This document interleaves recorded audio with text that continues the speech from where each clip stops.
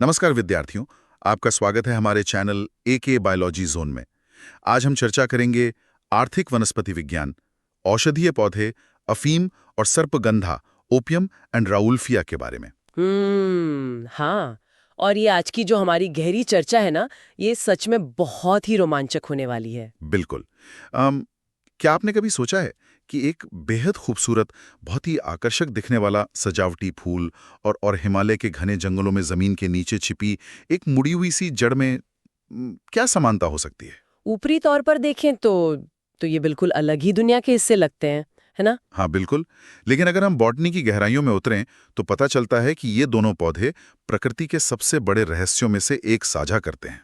एक ऐसा रहस्यमय रासायनिक हथियार जो इंसान के लिए जीवन रक्षक दवा भी बन सकता है। और अगर थोड़ी सी भी चूक हो जाए ना, तो पूरी जिंदगी तबाह करने वाला एक भयानक जहर भी। सही कहा। देखिए, जब हम आर्थिक वनस्पति विज्ञान या इकोनॉमिक बॉटनी पढ़ते हैं ना, तो हम केवल पौधों की बाहरी बनावट या पत्तियों के आकार तक सीमित नहीं रहते। हाँ, मतलब हम बस स्ट्रक्चर नहीं देख रहे। बिल्कुल। हम असल में इस बात का गहराई से विश्लेषण कर रहे होते हैं कि इंसान और इन पौधों का जो सहजीवी रिश्ता है वो कितना जटिल है। और आज के हमारे जो दो मुख्य विषय हैं, अफीम और सर्पगंधा, वो इसका सबसे बेहतरीन उदाहरण है। एकदम सटीक बात है।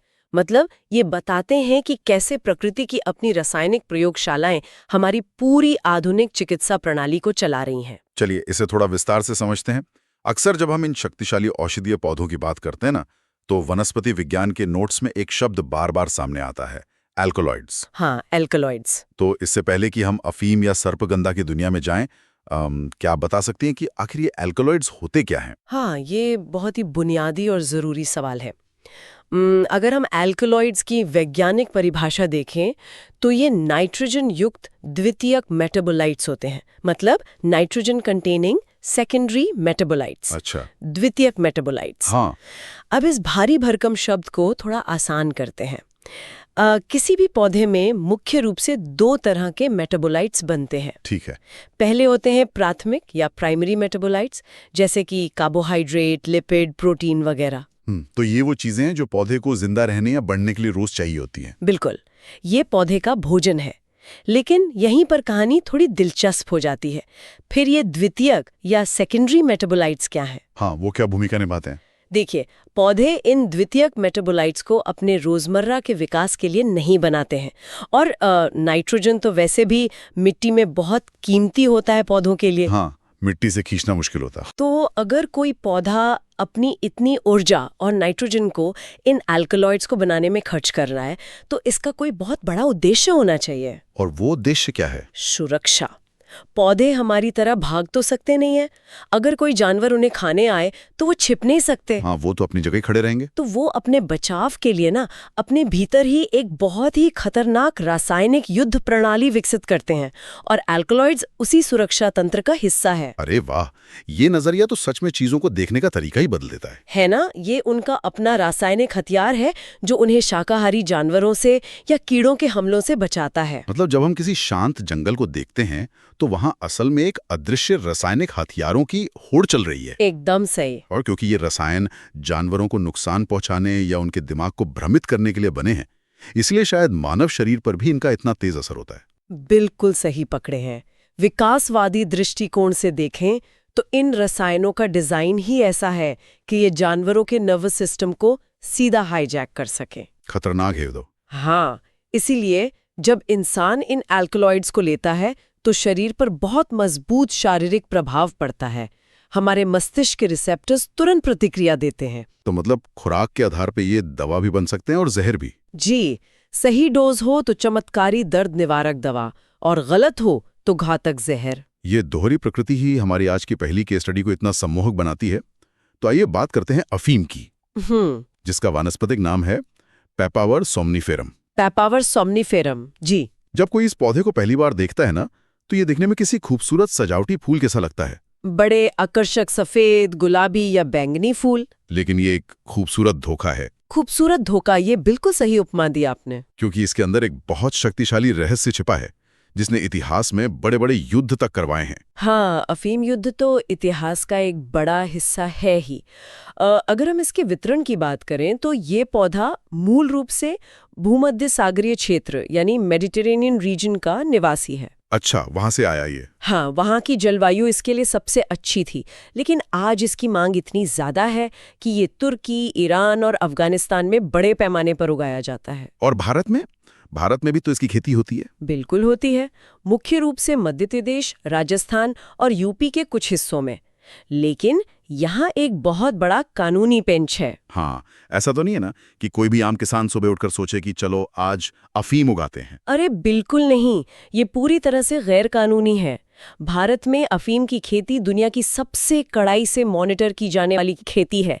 ये केवल सख्त लाइसेंस के तहत ही की जा सकती है। सख्त लाइसेंस के तहत मतलब सरकार की पूरी नजर रहती है। हाँ, नारकोटिक्स विभाग सैटेलाइट से खेतों की निगरानी करता है, उपज के एक एक ग्राम का हिसाब देना पड़ता है। बाप रे, इतना नियंत्रण क्यों? क्योंकि ये एक दोधारी तलवार है। एक तरफ ये जीवन रक्षक, दर्द निवारक दवाएं देता है जिनके बिना मॉडर्न सर्जरी संभव ही नहीं है, और दूसरी तरफ हेरोइन जैसी ड्रग्स और नशे की लत। एकदम सही। तो सरकार को इसे बहुत बैलेंस करके चलना पड़ता है। चलिए अब इस पौधे के वनस्पति विज्ञान को समझते हैं।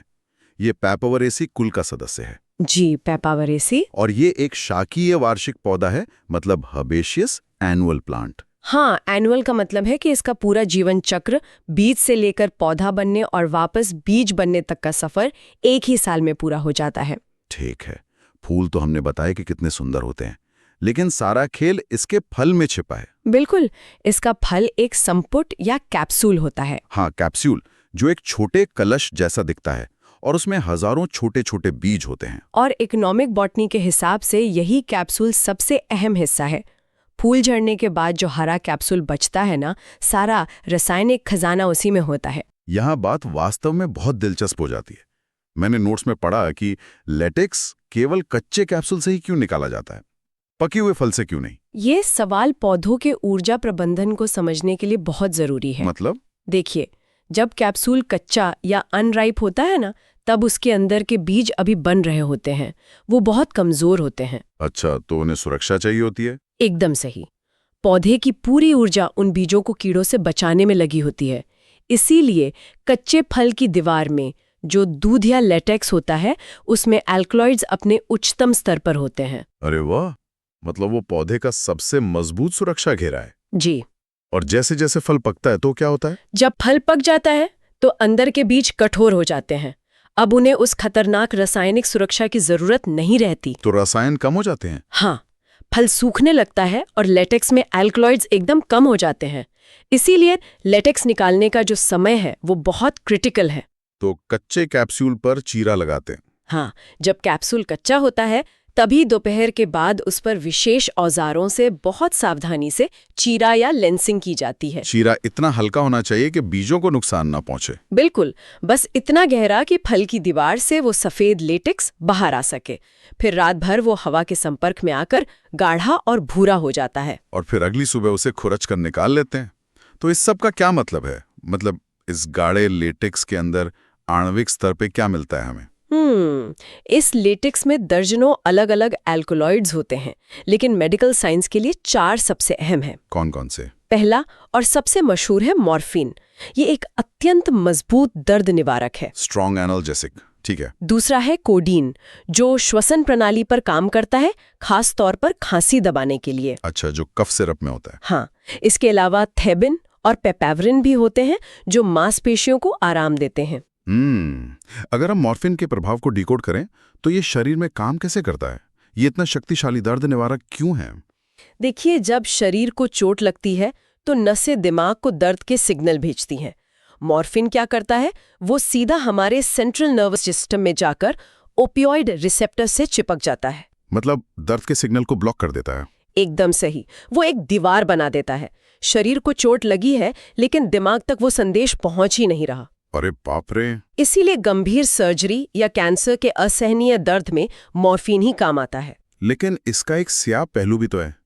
ये एक ऐसी तलवार है जिसकी दूसरी धार बहुत खतरनाक है। हाँ, दुर्भाग्य से ऐसा है। मॉर्फिन सिर्फ दर्द ही नहीं रोकता, वो दिमाग के रिवॉर्ड सेंटर को भी हाईजैक कर लेता है। मतलब वो जो खुशी का एहसास होता है। हाँ, डोपामाइन का एक ऐसा कृत्रिम सैलाब आता है कि इंसान को बहुत ज्यादा खुशी महसूस होती है और इसी वजह से गंभीर नशे की लत लग जाती है। और शरीर को इसकी आदत पड़ जाती है। जी, जिसे टॉलरेंस कहते हैं।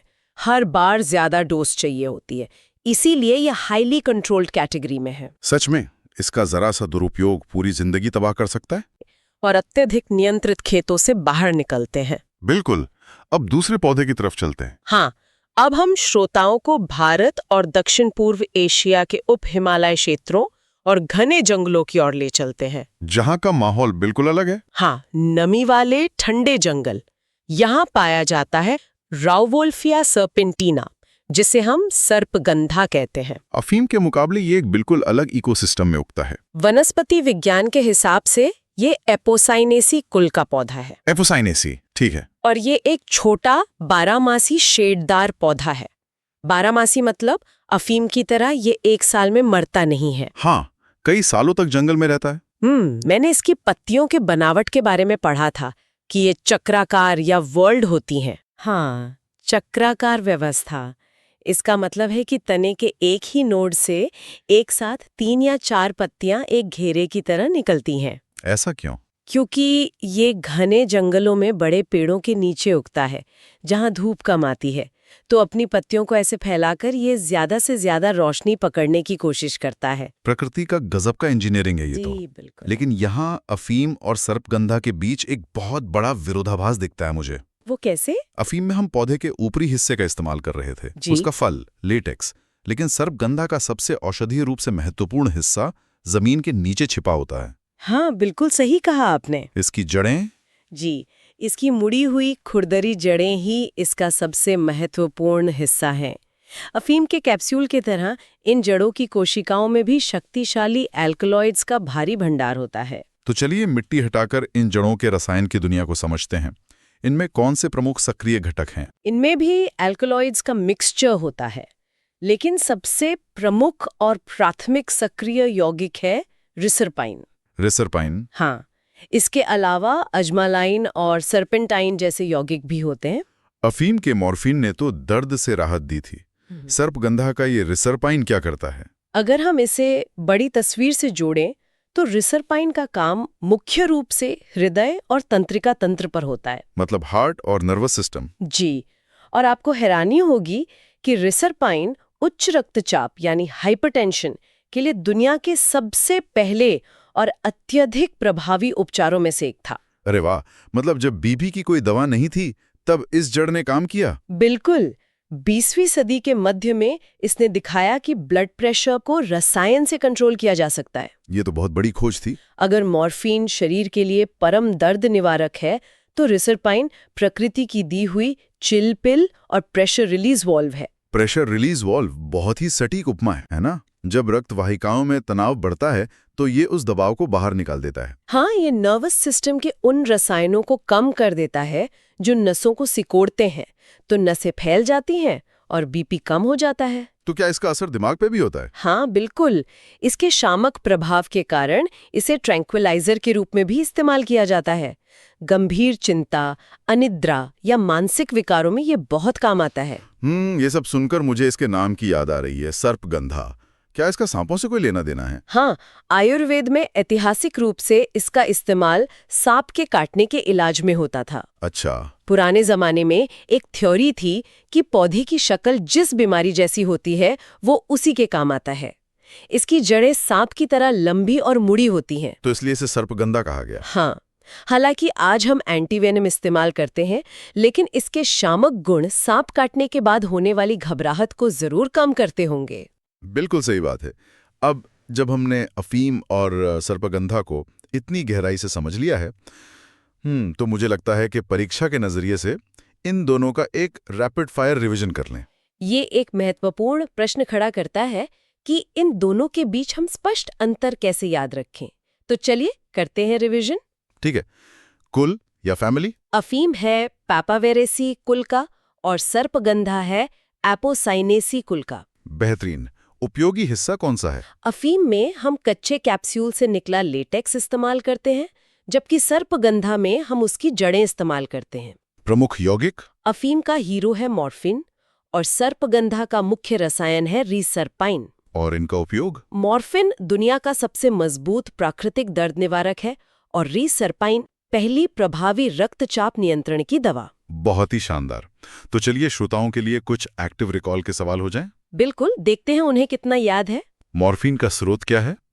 जवाब है पैपावर सोम्निफेरम। उच्च रक्तचाप के लिए किस पौधे का उपयोग होता है? रावोफ्लिया सर्पेंटिना। और आखिरी सवाल, अफीम के पौधे के किस भाग का उपयोग किया जाता है? कच्चे कैप्सूल से निकला लेटेक्स। एकदम सही। ये की पॉइंट्स परीक्षा के लिए बहुत अहम है। तो आज की इस चर्चा को समाप्त करने से पहले मैं आप सभी को एक विचारोत्तेजक तथ्य सोचने के लिए छोड़ना चाहता हूँ। वो क्या? आज हमने देखा कि कैसे प्रकृति के ये अल्कलॉइड्स, जिन्हें पौधे केवल अपने बचाव के लिए द्वितीयक मेटाबोलाइट्स के रूप में बनाते हैं, इंसानों के लिए सबसे शक्तिशाली दर्द निवारक और पहली बीपी की दवा बन गए। सच में ये इवोल्यूशन का कितना बड़ा संयोग है। बिल्कुल।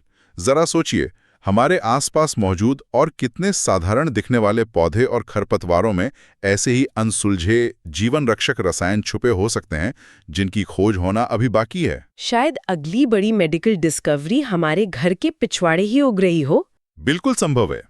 अगर आपको ये लेक्चर पसंद आया हो तो वीडियो को लाइक करें, चैनल को सब्सक्राइब करें और अपने दोस्तों के साथ शेयर करें। धन्यवाद।